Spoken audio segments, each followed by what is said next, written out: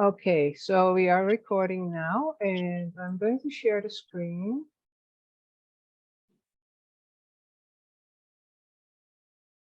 And here we go. So we also ask you to be muted, but I think most of you are, and we will mute you if you are not speaking. And I have to start a slideshow, which is not this one, that one. So the meeting is recorded. We said that this is welcome to the Let's Connect series of interactive meetings. So we are sharing social action features, issues with each other, and we are having a keynote speaker. So for our future meetings, we have saved the date, Saturday, May 13th, that was the 27th, is our CUSJ annual general meeting per Zoom. And that is with keynote speaker, Canadian writer and activist Yves Engler. And an announcement of this will be made in a few weeks from now. Now, the next interactive meeting is with Nikki Ashton, MP, on April 29, the usual time. We also will send you out, and it will be also on our CUSJ.org website that she will be speaking after this meeting is over. I will probably change the website this weekend. Now, if you are able, could you suggest a great subject and or speaker for future meetings? If so, let us know. CUSJmedia@gmail.com. That would be really great, because we have some speakers lined up, but we can also have some more suggestions and ideas. So today's team of co-hosts are Joy Silver, Irene Kay, Jim Sanas. They are on the CUSJ board. And I'm your host, Ellen Papenburg. And by the way, we can always use more board members. So if you feel so inclined, please don't hesitate to contact us. Today's address is after the social action exchange with Caterina Lindman about a better food system. And this little slide is about all the brands that are actually owned by only a few companies in our food system.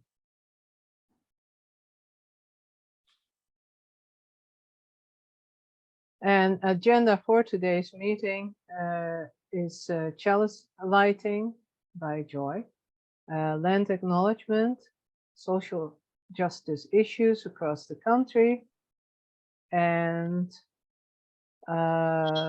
this is meant so that we can share, get some ideas, be inspired what we can do in our own local congregation or a local town, and how we can perhaps support others who are talking about their issues. Then we will have the keynote address. Irene Kay will be introducing Caterina Lindman. And then we will have a Q&A after that with the raise hand feature we just practiced. And we will also do that when we open up the floor with the social issues questions. So we just would like to limit you or keep you to about 2 minutes per person, so that we don't get too long statements and life stories and so forth.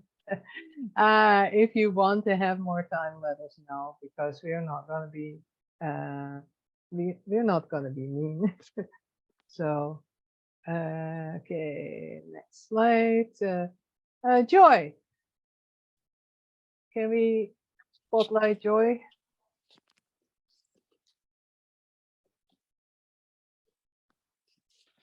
Joy, can you spotlight yourself? Actually, what I will do, I stop sharing. How about that? Joy, you're muted. You ready for the chalice lighting words?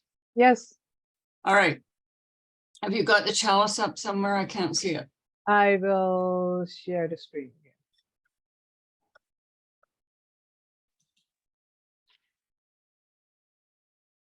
again. There we are. Good. All right.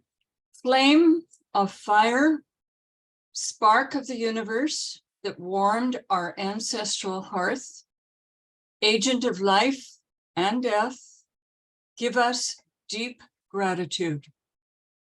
Gratitude for the earth, the natural world, for our brothers and sisters, for our microbes, creepy crawlers, trees and plants, our winged ones, swimmers, four and two-leggeds, the interdependent web of all existence, moving and changing, ebbing and flowing in the dance of life.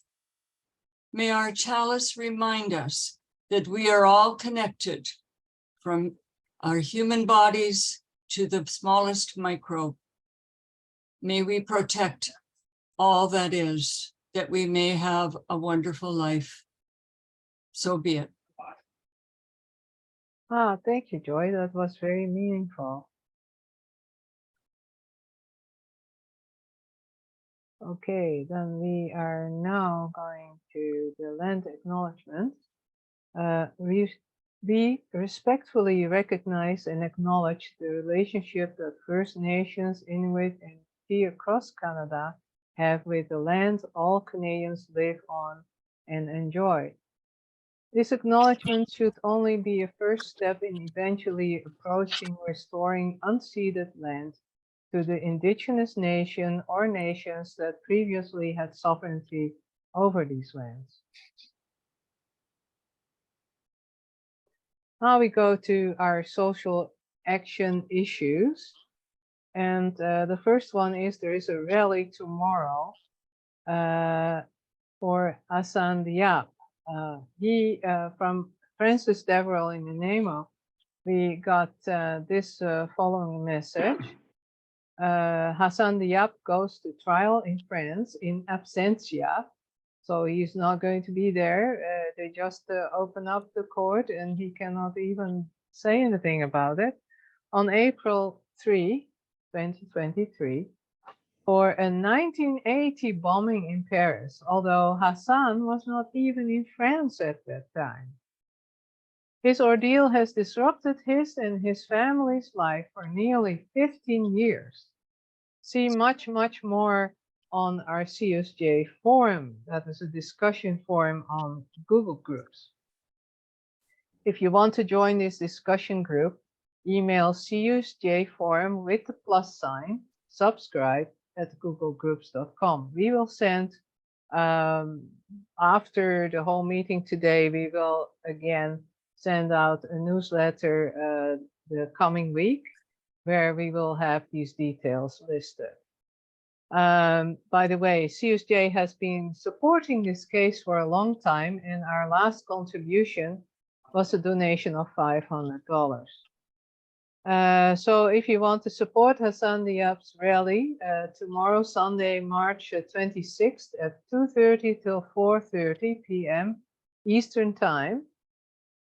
It is held at Carleton Dominion Chalmers Center in Ottawa, Ontario, but it is also live streamed at Facebook, Justice for H. Diab. So just if you go on Facebook, search for Justice for H. Diab, and you will get the live streaming tomorrow at 2:30. Amnesty International also calls on France to halt its case against Hassan Diab. So that is another strong voice in the whole equation. So we hope that that something will be done and that France will drop their case. But you know how the French are, or the government is, and so forth, and the justice system is probably not much better. Then we have a global town hall to save the world. Margaret Rao shared the following with us. Project Save the World has their monthly global town hall every last Sunday of the month. Tomorrow, Sunday, 26th March of this year, we have a rally from 2 till 4 p.m. Eastern Time. They hold an open meeting on Zoom for activists worldwide who are addressing issues of militarism, especially nuclear weapons, global warming, famine, pandemics, radioactive contamination, and our cyber risks. For info and Zoom links, check tosavetheworld.ca. tosavetheworld.ca. Sadly, it will clash with Hassan Diab's rally tomorrow, but they have these town halls every last Sunday of the month. So now I got something from Margaret about the 8-year war in Yemen, but I didn't put it on a slide. So I'm going to stop sharing the screen right now and open up the floor for people who want to say something. I see Caterina has her hand up. Caterina, go ahead. I got a text from my friend Mo Markham that she was having trouble, so I emailed her a new link, just so you know. Yeah, okay, thank you. So we do have a And link. she's not here yet, though, so that's a little disconcerting. Yeah. So some people have problems, that's for sure. Thank you. Yes, Marilyn. if I can interject, this is Jake. Oh, I'm on Jake. the telephone because no matter what I tried, it would not let me. Just keeps on repeating the same window says register. I put everything that he asked, it still comes back register. So okay. Well, it might be a glitch in Zoom somehow, because there seem to be a lot of people having this problem that it comes back with registering. So I don't know. I will have to look on Google why this is happening, because last time we didn't have that problem. But in the Right. meantime, you can do this fixing, right, Ellen? Sorry? In the meantime, you can fix it. You can send them the link the way you did for me. Yeah, but everybody will come in on my link. I don't know if that is such And a good idea. then they change their name. Yeah. Well, we will see if that will be a solution. Marilyn, do you have something to say or share? Yes, I wanted to let you know that the Council of Canadians will be leading a series of activities over the next several months to do everything we can to get universal pharmacare for all Canadians, all residents of Canada. At this point, 12% of people cannot afford their medication at all. 20% of people have to choose between food and medication that they must have for their health. And of that 20%, 56% of them already have insurance, which people believe is enough, but it's not. Because what happens is the insurance company says, well, that's a new drug, or no, you've had a pre-existing condition, you're not qualified. This can lead to hundreds of thousands of dollars when it's sick children or new treatments for cancer and so on for the families. Right. One of the things that we really know is that 9 out of 10 Canadians support pharmacare. There's 100,000 private insurance programs for drug insurance and medical insurance, and 1,000 that are for public agencies, and every single one of them, every additional one, waters down our capacity to have strong negotiations with big pharma companies to get us good medication at fair prices for everyone. So I hope you'll keep an eye out for the town halls that will be happening all across the country starting in May. And then we'll be trying to also alert MPs to support this and so on. So I wanted to let you know this activity is coming. Great. Thank you, Marilyn. Is it something that you could send to us? CUSJ Media, or actually you probably know our own email. Yes, I do. To Jim, and we will get it in the newsletter. Absolutely. Once we have all the information about the town hall and where it is, we're going to have guest speakers and so on locally. And I know this is happening right across the country, so I will be sure to get that information to you. Right, okay. Thank you so much. Yeah, I don't know if I can do anything about it because I'm doing this presentation and I don't have time to do anything about the registration right now. Also, we have to send then one link to people. Now, don't know what to do about it, to tell you the truth, unless we take a short break because we're still quite on time. And we take a short break to let me see if I can get the rest of the people come in. Okay. So I will just send everybody my link, I guess, or no, I will send it. Maybe I will send Jim's link. Yeah, I will see what we can do, and then they have to change their name. So sorry for the mishap, but I think it is a glitch on Zoom because some of you came in okay, and then others go back to looping to registration, which is very strange. So so I will do that. I also will pause the recording for now. Ellen, Yeah. about how long will our break be? About 5 to 10 minutes. Okay, thanks. Okay, thank you. Sorry about that. Okay, so I have resent the confirmation email. There is a problem with glitch at Zoom I saw on Google. The problem is I cannot do a mass mailing with one link because that would take 20 minutes or longer for me to try to do that. So we have to do what we're doing. And I will now proceed. And thank you very much for helping out and be patient. And I'm so sorry for everybody that sees this recording and people are coming in with their telephone number, which means they cannot see the presentation, but they can later on, everybody can see the recording that we will send out to on YouTube and go from there.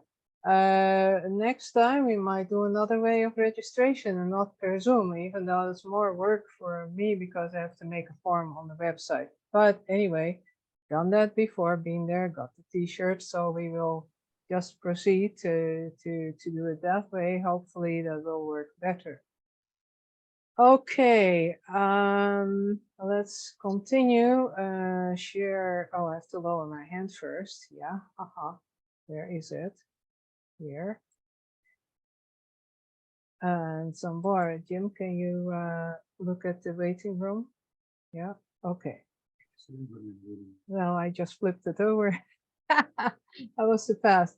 Okay, share screen. We are going on with the, oh, I almost shared the Zoom screen. That is not what we want to do. Okay. We will now proceed with, yeah, here, that's it. Slideshow from current slide. So we have come to the main presentation by Caterina Lindman and Irene. Would you like to introduce Caterina, and I will stop sharing again. Sure. Well, welcome, Caterina. We're so glad that you were able to join us today. And I'm sorry we have a few glitches, but hey, oops. But that's just the way of the world. Caterina is a retired actuary, and her interests are basically the basic income, climate change mitigation, nonviolent communication, and whole plant-based foods. Caterina, I guess you were given an award recently. Maybe you'd like to tell us about that either before your talk or after your talk. So we're looking forward to hearing what you have to say about how we can get a better food system. So you take it away. Thank you, Irene. Yeah, I achieved a legacy award from the Canadian Institute of Actuaries, and that was because of my volunteer work with the Institute. I helped develop, I actually chaired the group that created the Actuaries Climate Index, and I also helped on the Sustainability Committee, working with other actuaries about how to have a sustainable environment. And so now I'd like, I think I'm not sure who is going to put my presentation up on the screen, and then the slides will be Yeah. advanced. I will. So now we're going back to our presentation. I merged yours with mine. Okay, great. Go from the current slide. So thanks everyone for coming today. I'm going to speak about a better food system, and I'm going to try to answer two questions. Where are we with our food system, and where do we go next? Our food system is unequal. We have many people in developed or wealthier nations that are overweight, and many people in poorer nations that go hungry. We also have hungry people in wealthier nations. Next slide, please.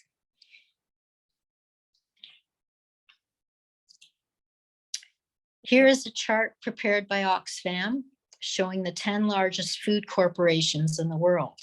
And then they own all these different brands. So you don't just see the 10 names when you go to get your food. And these corporations tend not to care about people's health. Now, you might think that's a bold claim, but I will explain my reasoning. Most people would agree that tobacco companies were quite happy to have more people get addicted to tobacco, even though it causes sickness and death, in the quest for more profit. They hired public relations companies to create doubt in the public's mind about the dangers of smoking. This delayed the introduction of laws around advertising cigarettes to consumers and putting warning labels on cigarette packaging. What if I told you that larger food companies have been buying up smaller food companies, and some of these have been bought up by big tobacco companies?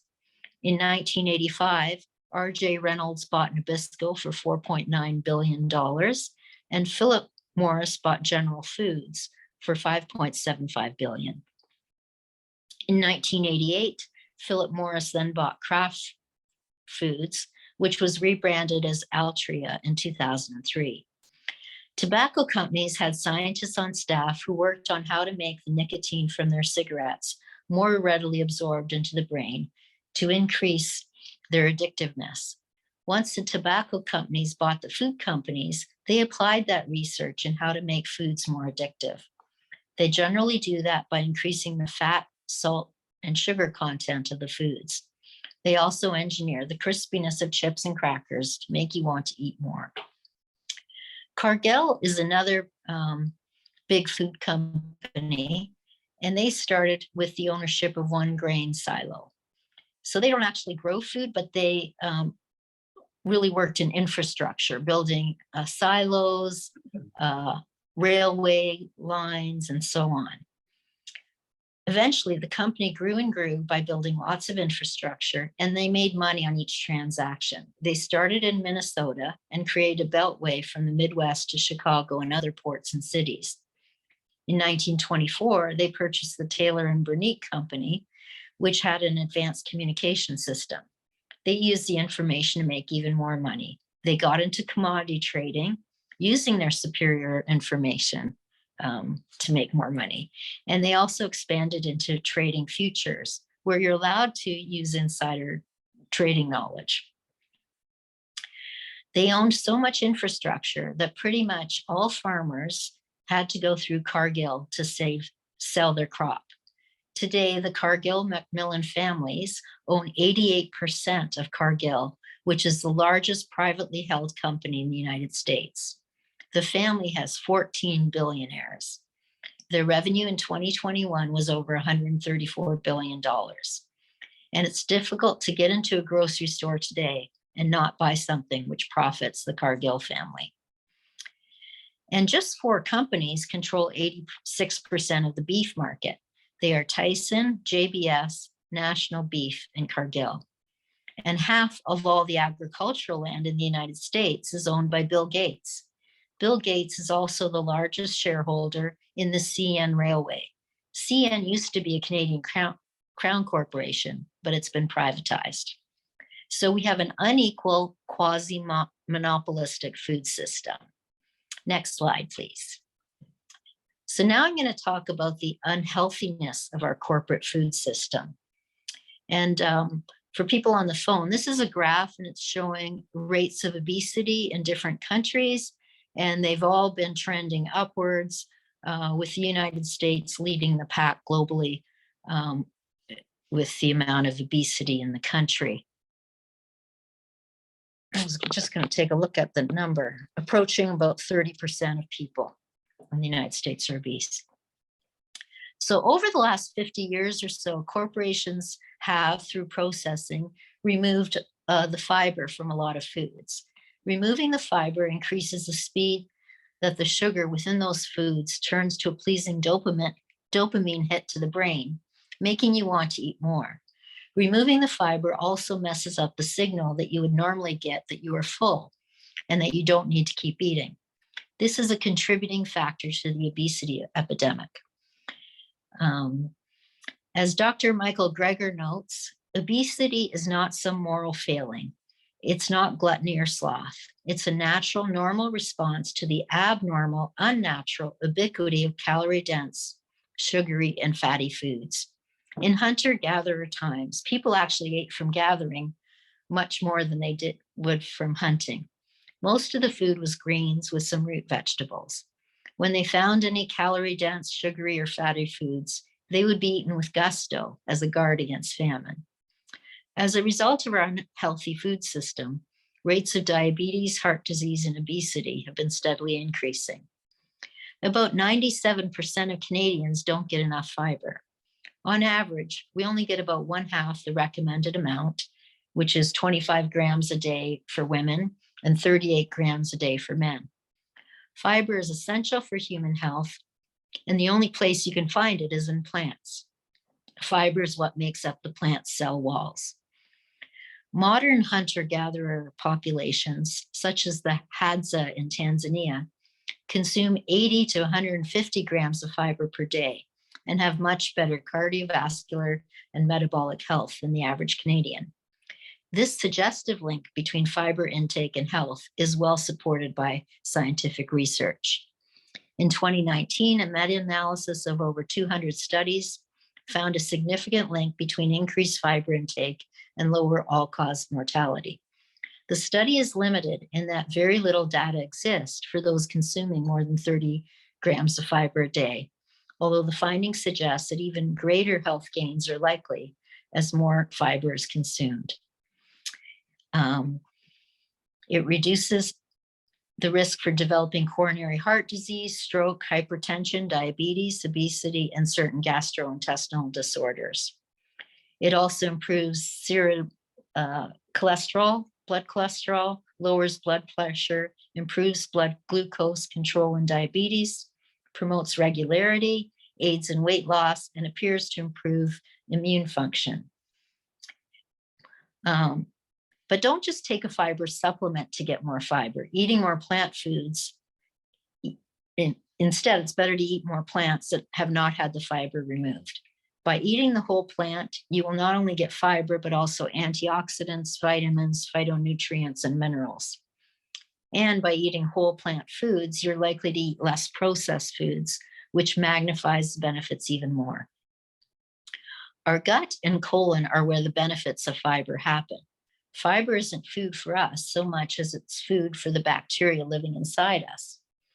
When we eat those fiber-rich foods, we feed our gut microbiome, which then produces short-chain fatty acids, which help us to modulate and improve the working of our immune system. So it makes us healthier, and we're actually feeding the gut bacteria. So it's a symbiotic relationship. Next slide, please. The number one reason people die in Canada and the United States is because of heart disease, or more precisely, atherosclerosis. So on the left is a picture of a normal artery, and then on the one on the right has atherosclerosis. The diseased artery has cholesterol lining the artery, which builds up the interior of the artery wall, which can lead to blockages, or you could also have a piece of cholesterol break off and damage the heart. That's generally what happens in a heart attack. Next slide, please. This chart shows the risk factors for atherosclerosis. I wrote down as you can see, but if you're on your phone, you can't see it. There's 10 main risk factors: genetic, degenerative, inflammatory, cigarette smoking, high blood pressure, diabetes, overweight, inactivity, and stress, those 9. None of them are necessary to form plaques.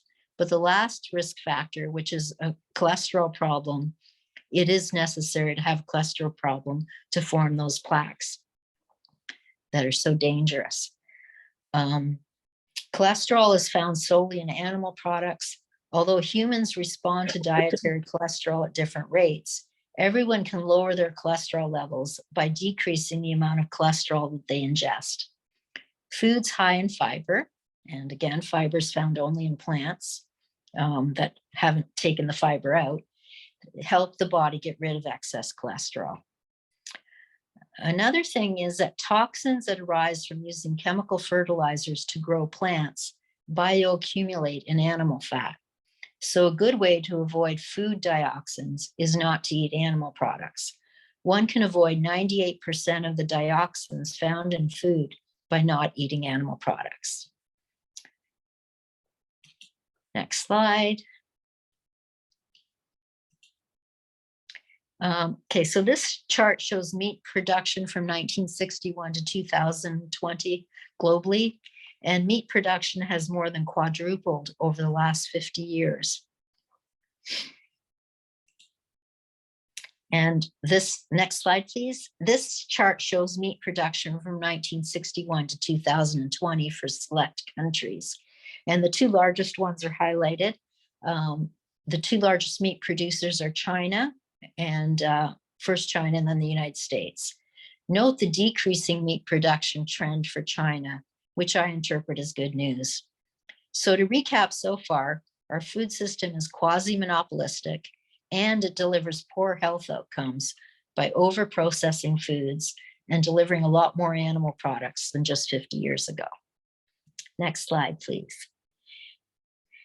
I'm going to tell you about the Oxford Food Study. It's a 5-year study using life cycle analysis. It covers 90% of the world's food production. And it measures 5 key indicators. The first indicator is greenhouse gas emissions, which are very important to reduce in order to prevent potentially catastrophic impacts of climate change. Another indicator is land use.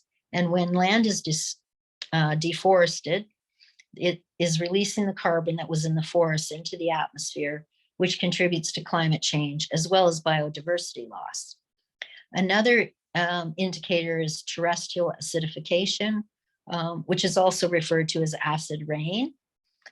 And that's a threat to plant biodiversity. And a fourth indicator is eutrophication. That's an indicator of water pollution, which initially causes excessive plant growth, and then it leads to a lack of oxygen and then ocean dead zones or river dead zones. Lastly, water use is measured, and that's weighted by local water scarcity. 2/3 of freshwater withdrawals are for irrigation, and water scarcity is becoming a concern. It is not a given that all areas on Earth will have access to fresh water. For example, India relies on glaciers, which are melting. Some rivers that flow into India from China are being dammed, and the amount of water flowing into India is diminished. It's not far-fetched to imagine refugees and unrest if people do not have enough access to water to grow food.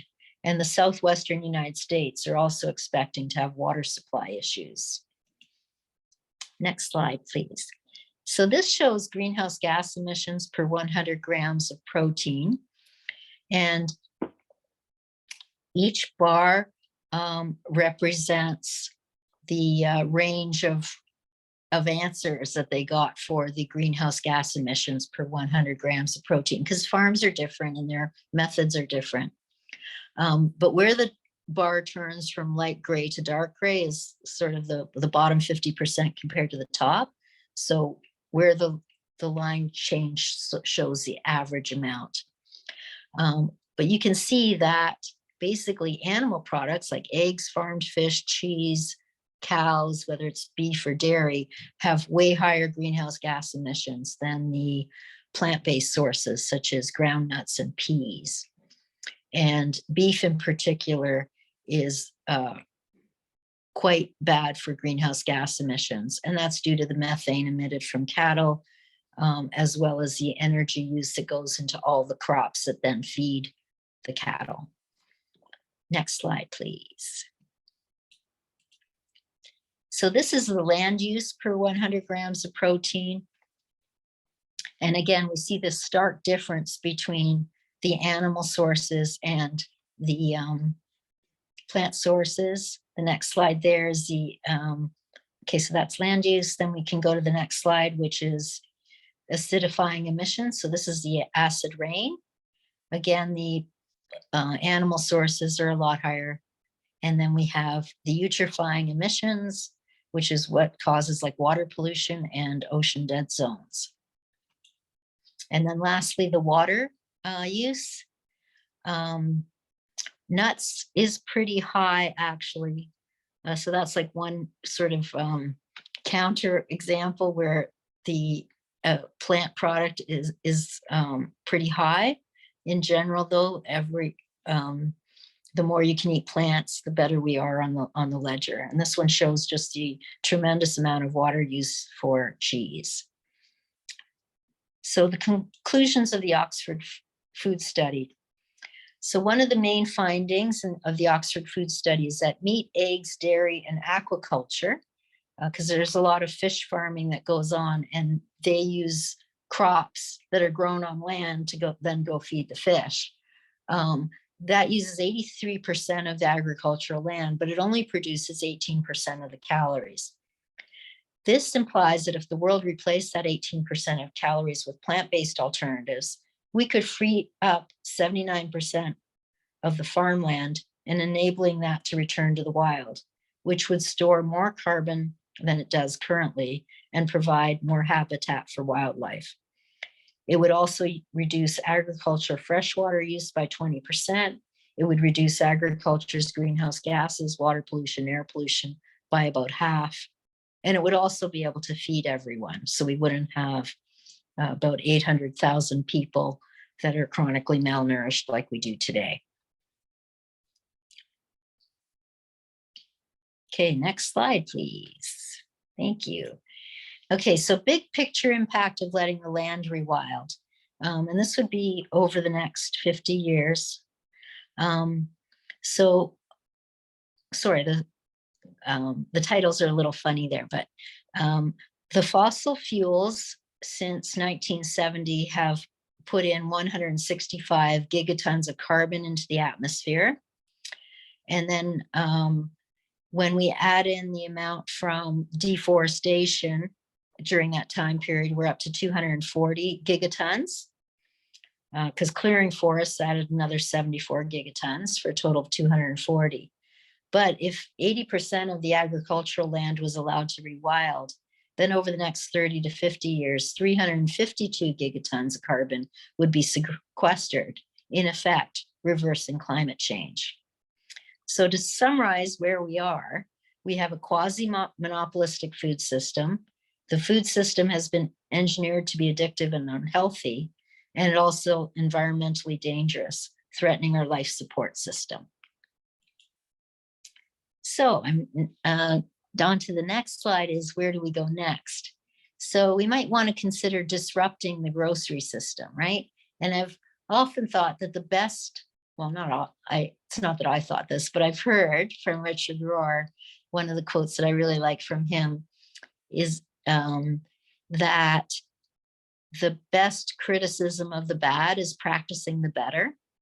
So one way we could consider disrupting the grocery system is farmers markets, right? Shopping there so that you're getting your food more directly from farmers, or perhaps someone that went to the farmers market and is reselling, but you've cut out a little bit of the middleman or middle people. Food buying clubs. So there's in Ontario, there's the Ontario Natural Food Co-op. In Kitchener-Waterloo, there's the Ebytown Food Cooperative Buying Club, which orders from ONFC. You could buy minimally processed foods. So if you buy minimally processed foods, then you're not buying into that whole processing system that is dominated by those monopolistic food giants. And lastly, I think you could learn more about and support a wealth tax, because there's a lot of billionaires out there. And some people think that billionaires are basically a policy failure. It's a result of governments not exercising enough due diligence, because maybe they got their billions by nefarious means or creating monopolies or so on, and they probably haven't paid their fair share of taxes yet. And then the next slide, where do we go next? Continued. Another way to disrupt the food system a bit is to actually follow Canada's food guide, which recommends plant-based proteins. That should be about 1/4 of your plate. Whole grains, another 1/4 of your plate, and vegetables for half your plate. And one way that I make that work is I top it with a delicious sauce. Example, like peanuts and garlic sauce, or lemon and tahini, tomato, basil, etc.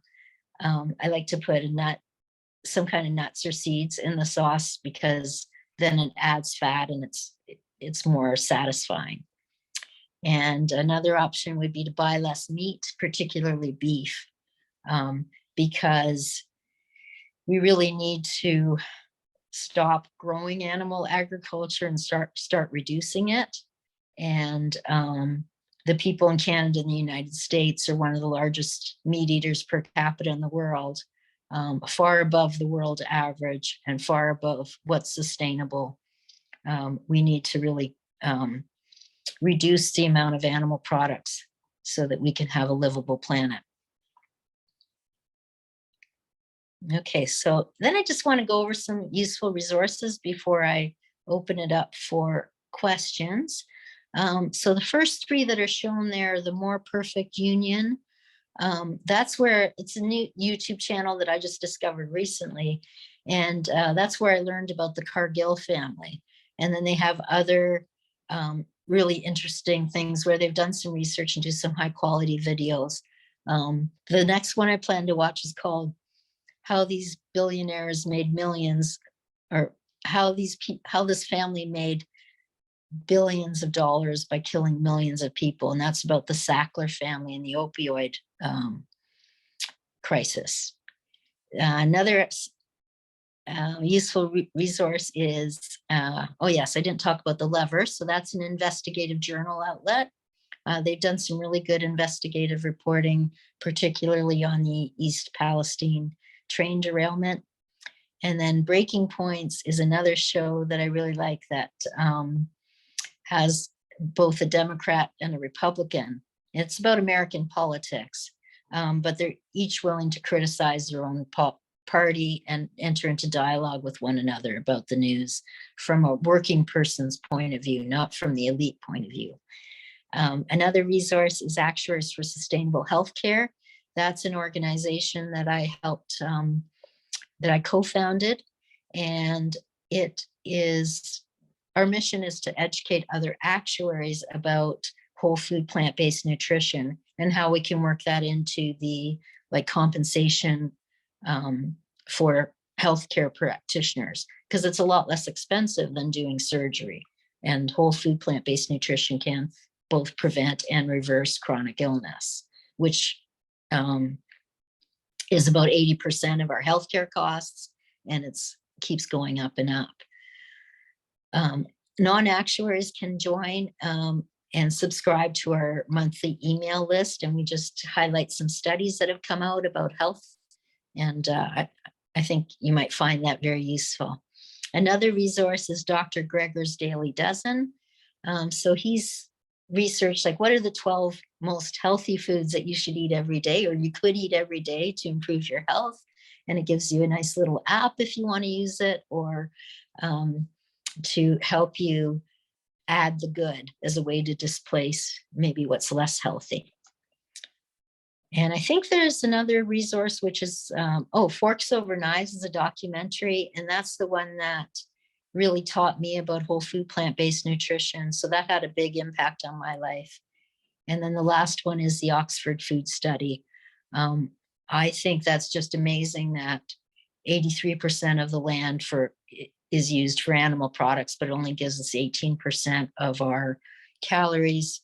So to me, that's a really important thing for people to know, so that there is a way to feed everyone on the planet without using so much land, and in a way that allows nature to actually have some space. We've displaced a lot of the wild animals due to cattle farming. So now I'll open it up to questions. And thank you for your attention. Well, thank you very much, Caterina. I hope that despite everything that we had some mishap, we will we recorded this, so it will be on YouTube at some point. And now I would like to open up the Q&A, 2 minutes a person for a question more than a statement, please. So that Caterina can answer the questions. And Caterina, you have almost unlimited time. Not quite. We want to spend about another 20 minutes on this if it works out that way. So I'm going to stop share, and we will go back to basically stop highlighting. Jim, can you do that? Yeah, okay, I didn't. Somehow I still have here we are, the gallery. So, anybody have any questions or remarks? Because otherwise it's going to be a very short meeting. I've prepared questions for people if nothing comes up. I'll ask you a question. Sure. Okay, we have Marilyn first. Yes, great presentation, Caterina. Thank you. I'd seen some of the things like the few companies that own everything before, but not so much of the rest of your statistics. One of the things I wanted to endorse rather than question or challenge or clarify is the use of local resources for organic and natural foods. And I would really recommend those of us who live in Waterloo Region or in the general environment to look up sustainablemarket.ca, I think .com maybe. They purchase from local farmers and they will deliver once a week, or you can pick up a package at one of our churches usually. And they're fabulous for getting your natural foods and supporting local farmers. Okay, thank you. I'll look that up myself. Okay, Jake, welcome and good to see you. I succeeded in getting in. Thank you. Yes, Caterina, that was excellent. My question is if there is any teachings going on in schools, because that's where it should actually start, or be part of the whole thing, to teach kids to use the right thing, or to push their parents to do the right thing. Is there anything going on in schools? There's definitely people that want to do that, like activists that are working on that. There's the plant-based cities movement, which is starting a little subcommittee saying, let's do plant-based schools. Because there's also in some schools, the government provides food, right? Or lunches or whatever. And it'd be interesting to know whether those are actually healthy. And probably the answer is no. And similarly for hospitals, well, that's a different question, but I could answer about the hospitals as well, because I'm involved with at St. Mary's Hospital. I've just been joined the patient advisory committee, and they're looking at redoing their menus. And so that work hasn't started yet, but I'm hoping to be able to influence the hospital menus to be healthier. Yeah, they're quite scary. Yeah. Telephone people, if you want to speak, you cannot raise your hand. So just unmute and ask a question, if you have one. Actually, I will just unmute them all. I don't think I can unmute them now. I don't even know how if they know how to unmute. Okay, Joey wants to ask a question. Yes, it occurs to me that I would love a recipe book of the things that those of you who are on vegan or vegetarian diets find really useful. For those of us who would like to make transitions and understand what makes you so healthy and robust as I look at you. So I think I've heard today that there are such recipes. I don't know about books, but how about how can we respond to that? Thank you. Okay, so Joy, some people are putting things in the chat. Oh, she glows every day, and Rebel recipes. Yes. And The first mess. yes. And I had one in my head and now it just disappeared. I like the Whole Food Plant-Based Cooking Show on YouTube. Yeah.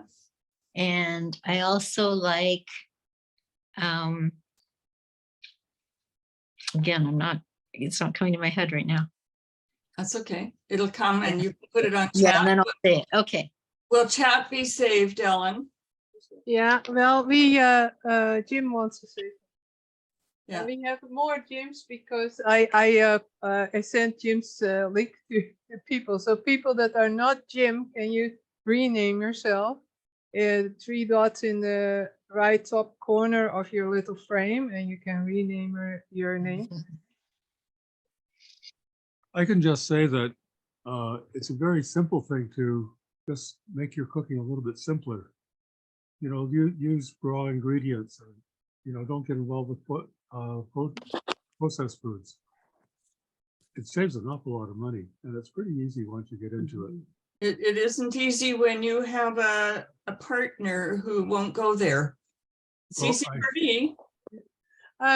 It is hard. We have not encountered that ourselves, but it is hard if you have a split household with different dietary requirements or preferences, and it can cause some clashes. However, people do it. They do cook 2 meals or something that both can eat, and maybe you can find a way of making it delicious for everyone. There are we try to avoid processed foods, but there are basically fake meat products like Eve's and so forth. We sometimes have that in the house to have a fast grab, or so-called chicken nuggets and so forth to do something fast.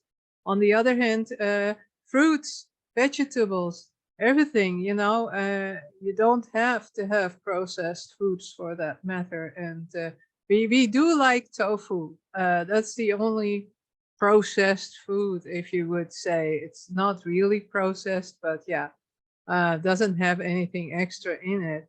And soy milk, that's what we have. I prefer the soy milk over normal cream. And I have to tell you, I have all my life a vegetarian, but vegan, to switch over to vegan was actually quite a big step. Like my cheese. So but finally, I am not missing it that much. I don't want to say I'm puritanical, but anyway, now I'm going over the 2 minutes here, and I see that Carrie has a question too, or a remark. Good, thank you. Actually, I do have a remark and not a question. And I live in a household where I'm the only vegan and my plant-based. My husband is omnivore, but the recipes that I found through Oshi Glows and Rebel Recipes have he doesn't have any interest in having the meat anymore. Maybe if he goes out to a restaurant, because you just have to find the good recipes, and that's hard to do when you're starting out, but other people can help with that. And I've had friends that come over that actually ask for recipes. I put some of my go-tos in the chat, but it is finding the right recipes that get people interested. And I make a taco thing with walnuts and lentils and spices.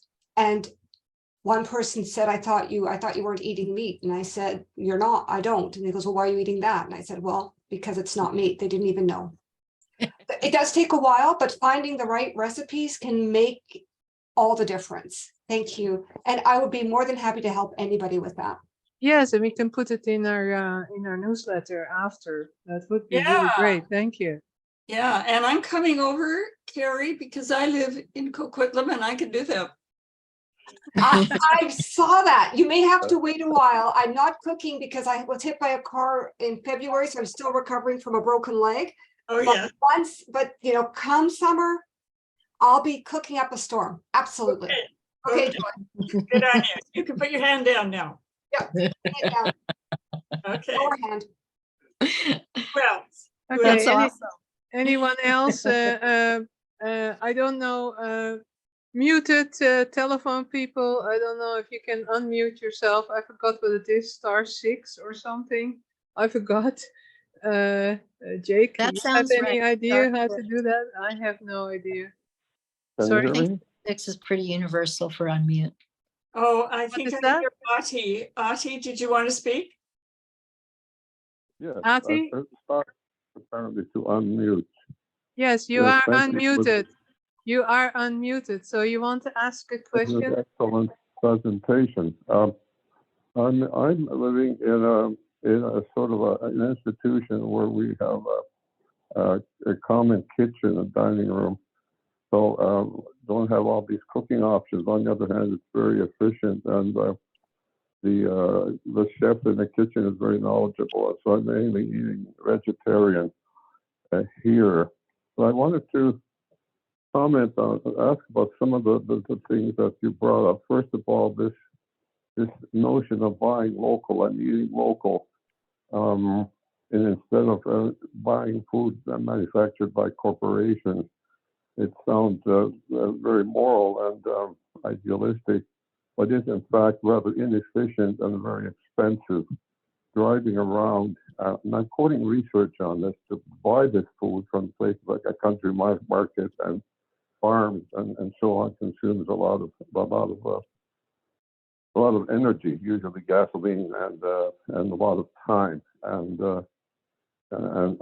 so on. It's not a very efficient way to feed a community or a country, and the corporations have demonstrated that they can do it more efficiently and go buy the food where it can be grown most efficiently and so on. So the problem with the corporations is really that they're doing things to the food that they shouldn't be doing, and that they should be regulated much more closely, so that the efficiency that we get from corporate food production will be more benefits and less of these detrimental things and addicting people and so on. That we shouldn't give up that battle, because most people are dependent on the food that they buy from these supermarkets, and they don't have the option to grow their own food or run around and buy local food and that sort of thing. They consume so much time, and they're busy earning a living trying to pay the bills. So that's not only my opinion. This is I've been reading some contrary research, so I'd like to get your reaction on that. Secondly, is this idea that if we cease to produce meat, mainly beef, that we would cut greenhouse gas emissions, which is certainly true. But the problem with that is a lot of the climate movement people are very much fixated on cutting greenhouse gas emissions through the burning of fossil fuels, and that this should be the priority for the climate movement, because this is an easy out for politicians just to tell people that that it's up to you in a way, individual choices, and just eat the right thing, and we'll solve the climate problem. It gives an easy out to politicians rather than regulate against the big emitters. Okay, Afi, There's my 2 points. so what are the questions? Because I think I've got the questions. Oh, you Ellen. got I it. just want Okay, to Caterina. react to the 2 points. So the and there's a lot of it in there. So thank you very much for that comment. Yeah, I do agree that sometimes it's hard to or that the climate movement is often focused on fossil fuels, and I'm working on changing that. That's saying that not only do we have to do fossil fuels, but we also have to go to more plant-based eatings. And Carrie and I are both in plant-based cities movement, so we've been working on getting that message out. And the IPCC is saying that we can't solve the climate crisis without changing our diets as well. And if people shop in supermarkets, they could still go for more of the food in the produce aisle, and dried beans are for sale in supermarkets. You just have to kind of go looking for more of those whole foods, like finding a bag of oats and stuff. They'll put them on the bottom shelf, like not at eye level. It's not the foods that they're promoting, but you can find more minimally processed foods in a supermarket. I disagree with with your assertion that it's all about how far you have to drive to get your food. I didn't show this slide, but the Oxford Food Study also showed greenhouse gas emissions by food within the different parts of it. And the transport is so very tiny. It's less than 4% of the emissions. Most of the emissions is due to land use, especially for the beef products. So it's kind of it's the wrong thing to focus on how far the food's traveled, because it's actually on-farm emissions and land use that's the big contributor. And I do agree with your comment about we don't want this to be about personal choices, and it's all about it's all up to you to solve the climate crisis, because we need to change the system. People do though have the power of example is strong. If you go plant-based, people might ask, well, why are you doing that? And actions do speak louder than words. But there needs to be kind of a system change so that it's easier to choose the healthier foods. I'm actually very convinced that whole food plant-based is the way to go because of health. But then other people might say, well, I like it because of the environment. Still other people might say, I like it because it reduces animal suffering. Others might say, well, it's really good because then more people will get a chance to actually eat, and we can address world hunger. And, all those are valid reasons to do that. And I think those are all things that the government should be supporting, and government writ large, and that it should be easier for people. That should be the kind of the default choice, not having the standard American diet the default choice, and you have to go out of your way to get healthy food or plant-based food. Ellen. Well, I am encountering, I ran for the Animal Protection Party of Canada, no chance to win, but you get the voice out and so forth. And I always said, well, the land use is of course very important. And we could plant forests where now it's being used as a monocultural thing, which is very damaging for insect life and all, you name it, and the diseases that that crop up, pun intended. But the problem is basically a four-prong, I should say, you know, health, animal suffering, world hunger, and the land use. If we plant forests, then what happens is that you get trees within 10 years, probably even faster, to basically offset the carbon emissions that are there. If we even would reduce eating animal products, and you could use, say, half of that land for planting forests and reintroduce wildlife, henceforth you could have a tourist industry, farmers could be involved with forestry, probably not at the same scale, but that's what is asked of me often is farmers, poor farmers, you know, they will lose their jobs. Well, there are not that many family farmers around anymore. They have been pushed out by the big companies, the big factory farming, and the slaughterhouses that are just one or two slaughterhouses in the whole country, and the animals have to be moved and suffering. It's just too much. So if we can just reduce our intake, that would be really good. And sorry, it became a statement against my own guidelines here to say ask a question. But Caterina, maybe you can say something about that too. Yeah, I agree, Ellen. I just wanted to point out it's 2:30. I didn't know if you need to wrap up now, but sort of. thank you. Yeah, and that's what like that. That's why I showed that chart of what happens if we reforest, and we would actually reverse climate change, and that's astounding, and it's something that we need to do. Joy. Joy, you're muted. Joanna has joined us, and I wondered, Joanna, if you want to change your name now. You're at the moment Jim's hands. Hi, Jim.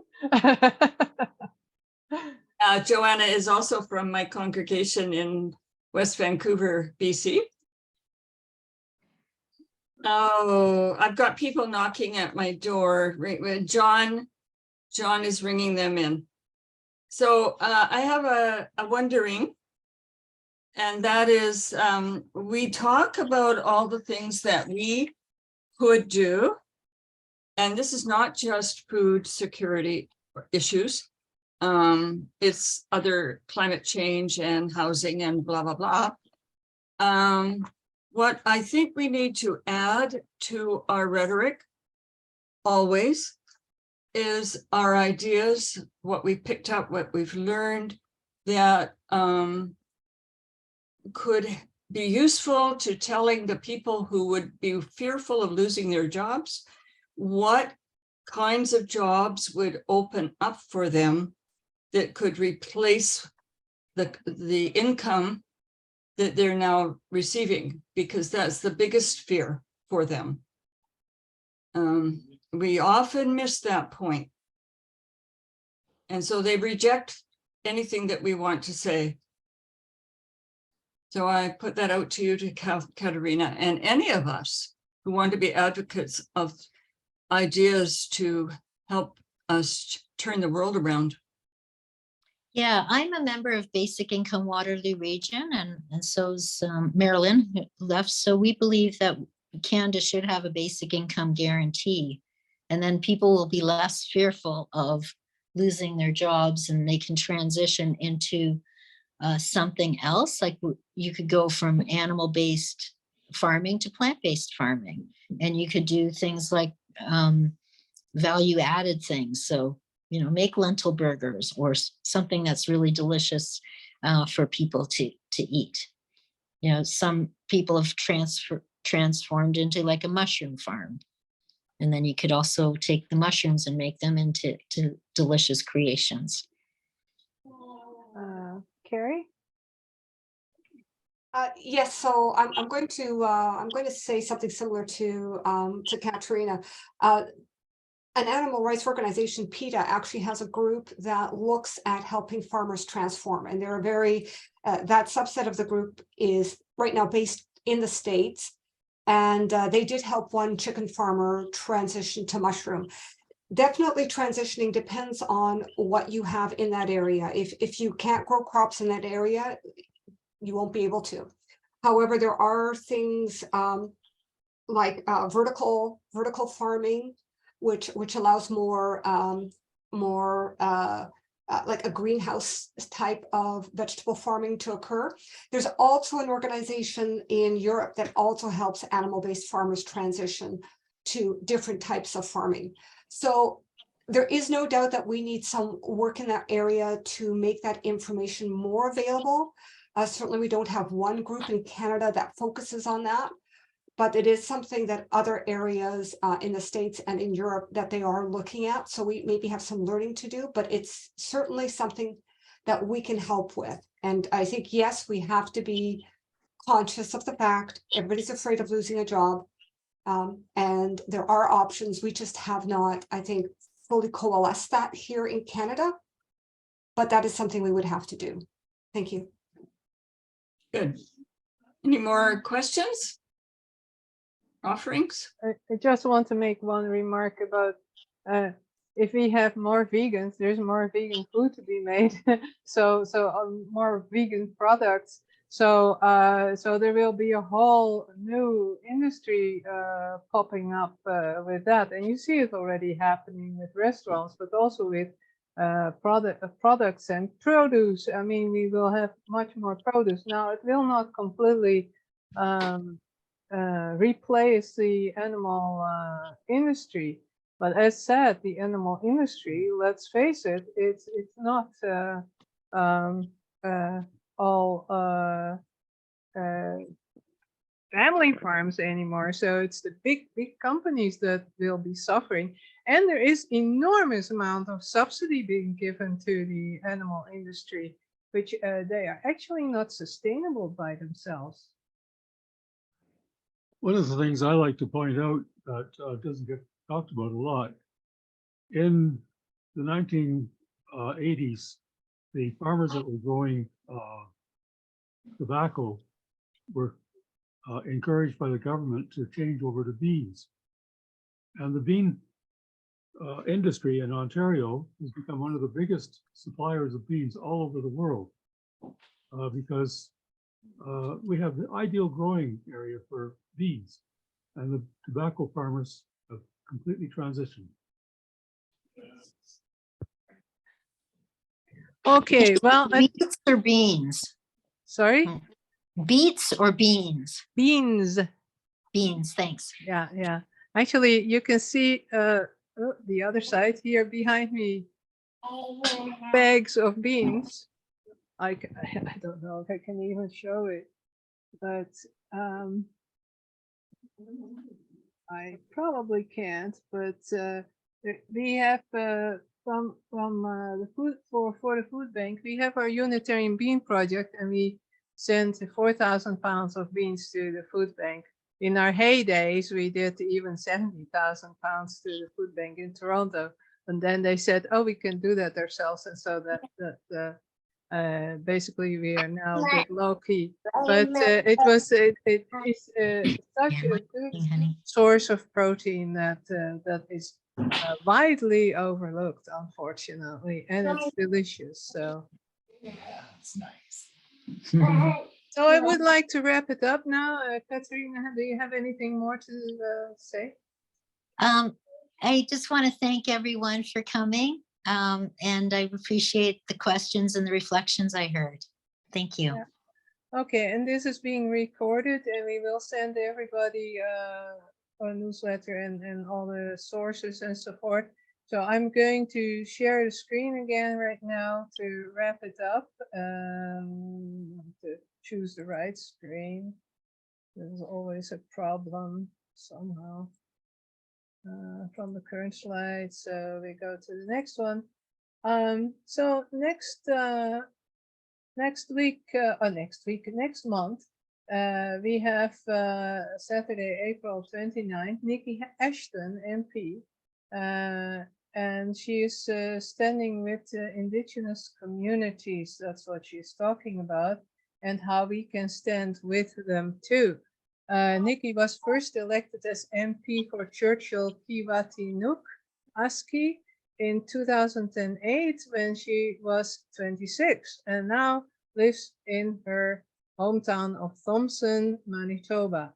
She serves as the NDP's critic for tax fairness, language, and the deputy critic for Indigenous services. Nikki believes in true reconciliation with Indigenous peoples.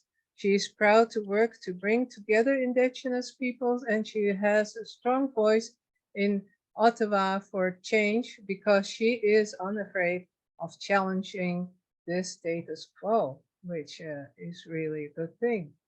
And she's there in orange, that's right. Anyway, Joy, would you like to extinguish the chalice, please? Yes, and I also want to go back to my reference in the chat to Reverend Francis Deverell's sermon. I think it was March 13th, that is on the topic of where do we go next to help save the environment. And she's got a lot of material there to really reflect on. Okay. It's in the chat, which Yeah. you're receiving. Yeah, Okay. I've saved the chat, so we will put that also in the newsletter then, Joy. Yeah. Thank you. Great, thank you, thank you. All right, for the closing words. We are the larger chalice, and the larger flame is our aspirations and our hopes and our vision. May the light and warmth shared here, the knowledge shared here, hallow every heart and home. May it bless our going out and our coming in again. Blessed be. Great. Well, thank you for joining us all, and we will see you next on the last Saturday of the next month. And here are some resources. We also will put them in the mailing that we will do to you this week. And I will be busy to transform the recording to YouTube. So, well, thank you again all for coming, and please don't hesitate to contact us. And next time we will do another kind of registration, I think, because this was too awkward, even though it was very nice to have the Zoom registration, but well, that is how it goes. And thank you very much for joining us. And I'm sorry to everybody else that sees this recording later on that we were not able to let you all in. And next time better, okay? Thank you. And I'm going to end this meeting for everyone now. Thank you all. Bye-bye. Bye-bye. Thank you. Bye-bye. All right.